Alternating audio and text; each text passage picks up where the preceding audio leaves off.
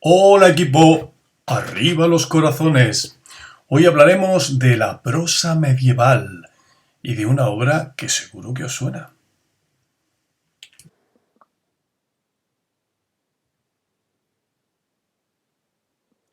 Pues sí, vamos a hablar de la prosa medieval. Conviene recordar en primer lugar qué era eso de la prosa. Definimos la prosa por oposición al verso. El verso está organizado rítmicamente, recordad, dejó aún a su mujer, te contaré la hazaña, si la estimas en poco, cuéntame otra tamaña. ¿Os acordáis del poema de Pitas Payas? Claro que sí. En cambio, la prosa se refiere a textos que no están organizados rítmicamente. Aquí tenéis un ejemplo, que seguro que también os suena. Había una mujer que se llamaba Doña Truana, que era más pobre que rica, la cual yendo un día al mercado... Bien, observad también que en la presentación de los textos hay una diferencia.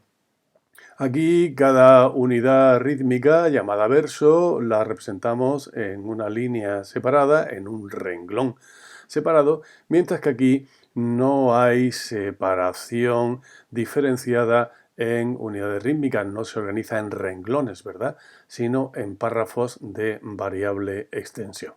Pues efectivamente, nosotros nos vamos a ocupar de la prosa, de esos textos que no están organizados rítmicamente. Bien, pues aunque parezca que esto es lo más normal, lo de la prosa, resulta que no, que la prosa aparece en una época relativamente tardía en comparación con las primeras manifestaciones en verso. Acordaos que las más antiguas que nos encontrábamos, si echábamos mano del mozárabe, que no es exactamente, como sabéis, no es el castellano, es una lengua romance, pues teníamos las jarchas ya en los siglos X, XI, podíamos encontrar las jarchas. Bueno, como os decía, la prosa aparece más tardíamente. ¿Y ello a qué se debe? Pues seguramente tiene que ver con el hecho de que la prosa hay que ponerse a pensar en cómo dice uno las cosas, hay que elaborar la frase, no es simplemente dejarse hablar.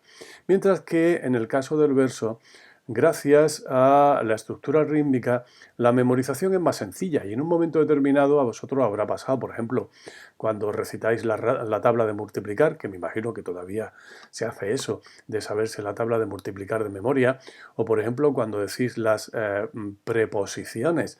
La categoría morfológica de las preposiciones la decís de memoria, a, ante, bajo, cabe, con, contra, etcétera, etcétera. Veis que muchas veces ni tenéis casi que pensar porque va saliendo solo gracias al ritmo. En cambio, la prosa hay que ponerse a pensarla y eso es una dificultad añadida.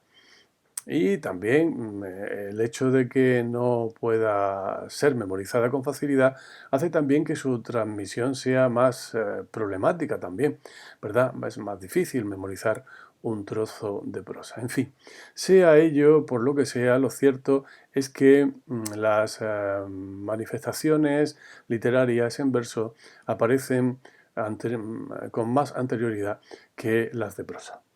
Bien, en esto de la prosa, en el desarrollo de la prosa, hay que señalar algunos fenómenos muy importantes.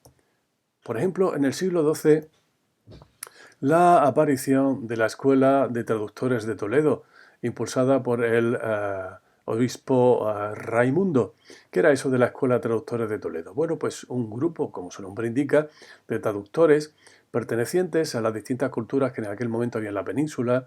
Acordaos, la cultura hebrea o judía, la cultura árabe musulmana, la cultura castellano-cristiana y se dedicaron a traducir, a pasar al castellano, importantes obras en prosa de la literatura hebrea o de la literatura árabe. Ello supuso un ejercicio práctico de desarrollo de la prosa muy importante, porque hubo que desarrollar, por así decirlo, el oficio, la capacidad de redactar textos en prosa. Bien, muy importante también en la evolución de la prosa en castellano es la tarea de Alfonso X el Sabio, un rey castellano que impulsó decididamente la prosa en castellano. Alfonso X utilizó el castellano como lengua de la corte, tenéis que pensar, y esto influye también en el hecho de que la prosa haya aparecido más tardíamente.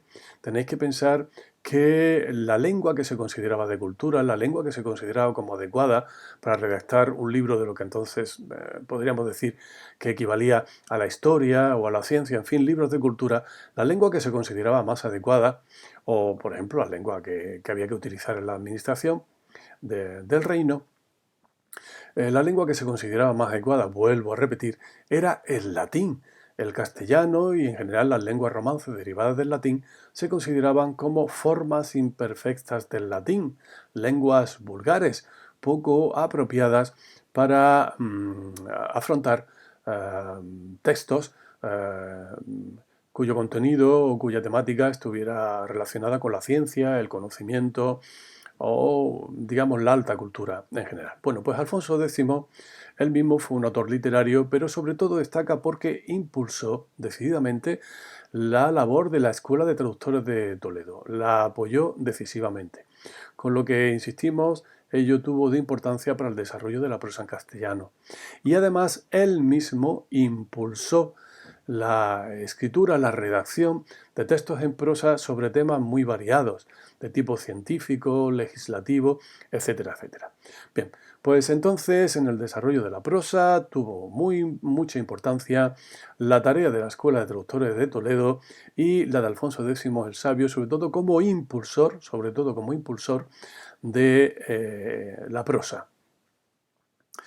Pero claro, nosotros lo que vamos a destacar es una obra, lo que se considera la obra más importante de la prosa medieval, de la prosa de ficción medieval, la prosa narrativa medieval, ya sabéis cuál es. Efectivamente, el Conte Lucanor de Don Juan Manel, que va a ser la obra que nosotros vamos a estudiar, o vamos a seguir estudiando, mejor dicho, fundamentalmente en este apartado de la prosa.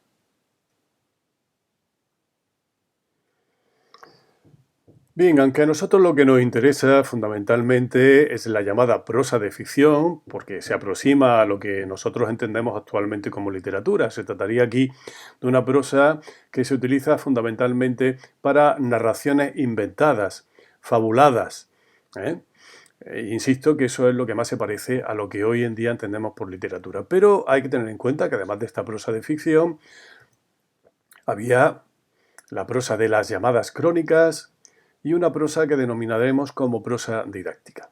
¿Qué eran las crónicas?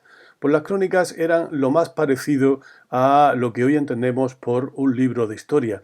En las crónicas se narraban sucesos, hechos que se pretendían o se consideraban que habían sucedido realmente y que habían tenido pues una gran importancia, ¿no? Digamos desde el punto de vista de la creación de una dinastía determinada o de un reinado determinado o de la desaparición de esa dinastía, en fin, acontecimientos que se habían considerado de gran trascendencia desde el punto de vista histórico. La prosa didáctica tiene que ver con un tipo de prosa relacionada con lo que hoy entenderíamos una prosa, la prosa que podemos encontrar en determinadas asignaturas o disciplinas como el derecho, como la ciencia, aunque ni el derecho ni la ciencia se entendían entonces en la Edad Media tal y como la entendemos hoy. También hemos señalado aquí obras sapienciales. Con eso nos referimos a un tipo de literatura que estaba relacionada con cierta idea de la sabiduría, una sabiduría fundamentalmente práctica, y en estas obras sapienciales aparecían sobre todo proverbios y dichos que se suponían que contenían enseñanzas desde el punto de vista moral o filosófico. Bien, en cuanto a la prosa de ficción, lo más destacado son los cuentos que incluían algún tipo de anécdota. de moraleja, perdón. Esos cuentos que, como sabéis, se llamaban exemplos, ejemplos, y cuyo plural es este de exempla, sería el plural latinizado, los exempla. Es decir, una serie de cuentos que tenían una moraleja o recomendación práctica. Y entre ellos, como ya sabemos, el que más nos importa a nosotros, el más destacado, El Conde Lucanor, una obra muy influida precisamente por este tipo de literatura de ejemplos. El Conde Lucanor de Don Juan Manuel, del que nos vamos a ocupar ahora con mayor detenimiento.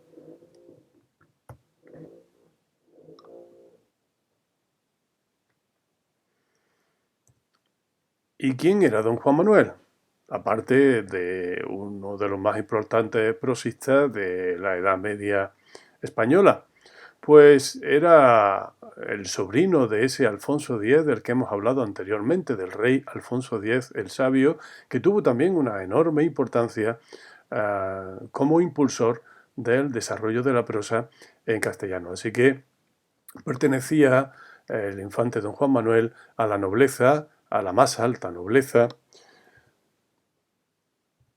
y nació en 1282 y seguramente su muerte se produjo en 1348, probablemente en la ciudad de Córdoba.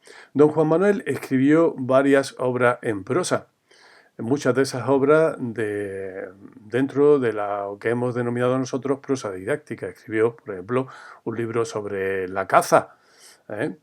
Pero lo que a nosotros más nos interesa, como hemos dicho antes, desde el punto de vista del desarrollo de la prosa que hoy entendemos como prosa literaria, prosa de ficción, es justamente El Conde Lucanor. Es la obra que nosotros consideramos más importante desde el punto de vista literario dentro del conjunto de obras de don Juan Manuel. El Conde Lucanor, como bien sabéis vosotros, es una obra que fue escrita entre 1331 y 1335. Y algo que quizás no sabéis es que esta obra consta de 5 partes y que lo que nosotros hemos leído es justamente la parte más conocida. La más conocida de estas partes es una serie de 51 ejemplos o cuentos moralizantes, es decir, narraciones breves con una recomendación práctica final, y estos cuentos fueron tomados de varias fuentes, fundamentalmente pues de Esopo, de la antigüedad clásica y griega, pero también de fuentes árabes y también seguramente de narraciones que tuvo oportunidad de escuchar don Juan Manuel. Bien, vamos a hablar un poco del Conde Lucanor, sobre todo de lo que más nos interesa a nosotros, que es de esa parte narrativa, y vamos a analizar fundamentalmente su estructura.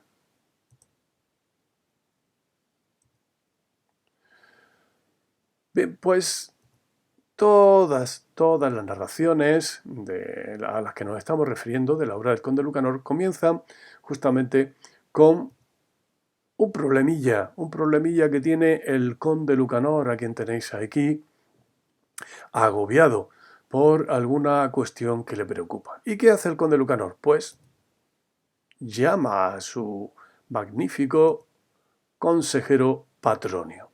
Llama a Patronio y le cuenta su problema. ¿Y cómo lo ayuda Patronio a resolver su duda? Pues contándole un cuento y además dándole un consejo extraído de ese cuento o que se supone se deduce de esa narración y de su desenlace, desarrollo y desenlace. Bien, al escuchar este cuento, ¿cómo se siente el Conde Lucanor? Pues muy contento y aliviado, porque cree haber encontrado una muy buena recomendación que le ayude a solucionar su problema. Tan contento se pone el Conde Lucanor que decide ponerlo por escrito, como, vamos a decirlo así, como una especie de homenaje a ese cuento y esa recomendación práctica que le ha dado Patronio, su consejero. Y además añade una moraleja en verso al final. Bien, pues esta estructura Es la estructura que nos vamos a encontrar en todos los cuentos. Un momento inicial que ya hemos señalado y ese momento final en el que el conde Lucanor lo pone por escrito y añade la moraleja. Naturalmente, lo que a nosotros más nos interesa de todo este conjunto es esa parte central y sobre todo de esa parte central el cuento. Nos interesa el cuento porque supone uno de los principales logros, o el principal logro, está de acuerdo la crítica en esto, el principal logro desde el punto de vista del desarrollo de una prosa narrativa, de eso de contar historias, que como vosotros sabéis no es una cosa tan sencilla, ¿verdad? Eso de contar historias en prosa, no lo olvidemos en prosa, pues supone posiblemente el intento más logrado en toda nuestra Edad Media. Bien, nos despedimos aquí de la prosa de don Juan Manuel, del conde Lucanor y de su maravilloso consejero Patronio.